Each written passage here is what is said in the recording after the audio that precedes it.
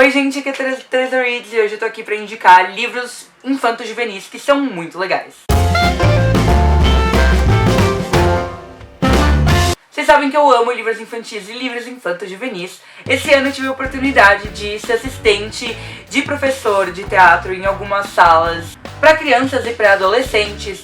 Então eles sempre me perguntam que livro eles podem ler e etc. Eles também são pessoas que eu quero que leiam mais, são pessoas que eu tenho esse objetivo de incentivar a leitura. Eu também tenho priminhos pequenos da família, então sempre ouço dos meus familiares que livro que eu tenho pra indicar, que seja adequado pra idade deles. Então eu sei que tem muita gente aí que talvez esteja pensando nisso, que tem gente na família que é pequeno, ou enfim, pessoas que conhecem e não sabem que livro seria ideal pra aquela idade. Então eu vim aqui fazer uma lista pra vocês saberem o que vocês podem dar pra esses pequenininhos aí. Acho que esses livros aqui são pra crianças de 10 a 13 anos aí, meio que entrando na pré-adolescência e saindo da infância. O primeiro livro que eu tenho pra indicar é, obviamente, Extraordinário. Extraordinário vai contar a história do Og. O Og nasceu com uma deformação no rosto, então ele tem uma vida meio difícil. A gente vai começar a acompanhar a história dele quando ele resolve deixar de estudar em casa com os pais pra ir pra uma escola. Então é o primeiro contato que ele vai ter com crianças da idade dele, como as crianças vão reagir a, enfim, né, a essa condição que o Og tem. É um livro sobre bullying, é um livro sobre aceitação, um livro sobre ser diferente, é um livro que mostra a realidade de pessoas que, enfim, não são normais, porque isso entra 1 bilhão de aspas aí no meio. O segundo livro que eu tenho pra indicar é um livro um pouquinho mais forte, chamado Suzy e as Águas Vivas. Esse livro vai contar a história da Suzy. A Suzy tem 12 anos e acabou perdendo a melhor amiga. A melhor amiga se afogou e aí ela fica completamente desolada, sem saber o que fazer.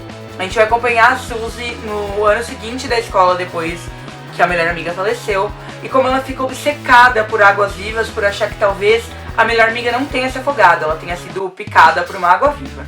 É um livro muito bonito sobre amizade, sobre perda, que é uma coisa que, enfim, a gente não tem como prever quando vai acontecer na vida de uma criança e se ela não vai perder ninguém quando ela é pequena ou se ela vai.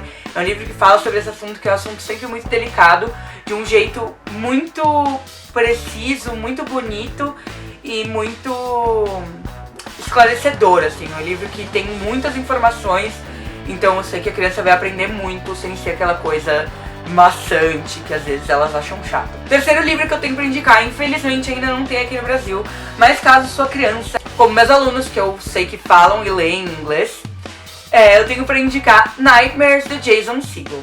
Esse livro é um livro que é tiro e queda, eu tenho certeza que qualquer criança vai amar. É um livro de mistério e aventura que vai contar a história desse menino que acabou de mudar pra uma mansão meio esquisita no final da rua que ele sempre morou a vida inteira.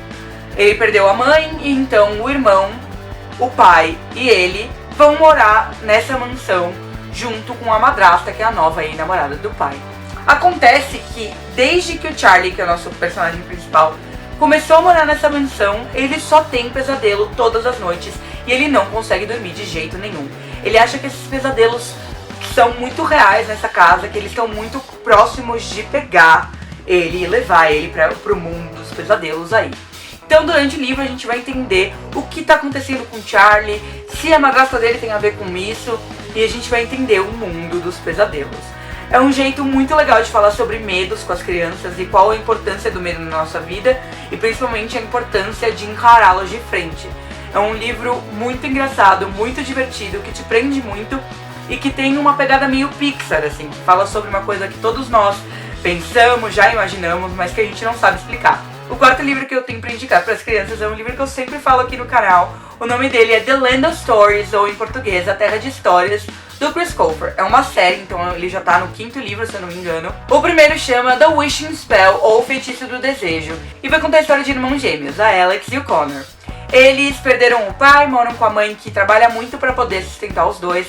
E enfim, um belo dia eles chegam em casa e recebem um presente da avó pelo correio, que é um livro de contos de fada. E aí, um dia à noite, esse livro começa a brilhar e tal, a Alex fica muito intrigada, e os dois acabam sendo sugados pra dentro do livro de contos de fada, e por lá eles vão interagir, mudar as histórias que a gente tá acostumado, como Cinderela, Chapeuzinho Vermelho. É um livro muito legal, eu adoro essas coisas que mexem com contos de fadas. Contos de fadas é uma coisa que, enfim, a maioria das crianças tem a referência, é uma coisa que eles vão saber e vão se interessar. O quinto livro que eu tenho pra indicar é uma distopia, e o nome dessa distopia é O Doador de Memórias. Na verdade é uma série, tem 4 livros, mas os livros não se intercalam, então eu tô indicando aqui o primeiro, que vai contar a história do Jonas. O Jonas é um menino que tá pra fazer 11 anos, eu acho, e toda vez que as pessoas fazem a cidade nessa comunidade distópica, elas recebem um emprego, que é aquilo que eles vão fazer pro resto da vida. O Jonas é uma pessoa especial e ele recebe o emprego de recebedor de memórias.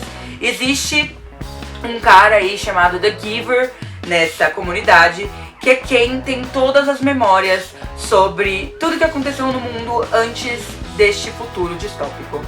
E aí o Jonas vai começar a entender que este mundo onde ele mora, apesar de ser muito justo, porque não existem diferenças e as pessoas não enxergam cores, todos são iguais, ele não é um mundo tão válido assim por não ter sentimentos e não ter outras coisas que às vezes causam mal, mas muitas vezes causam bem.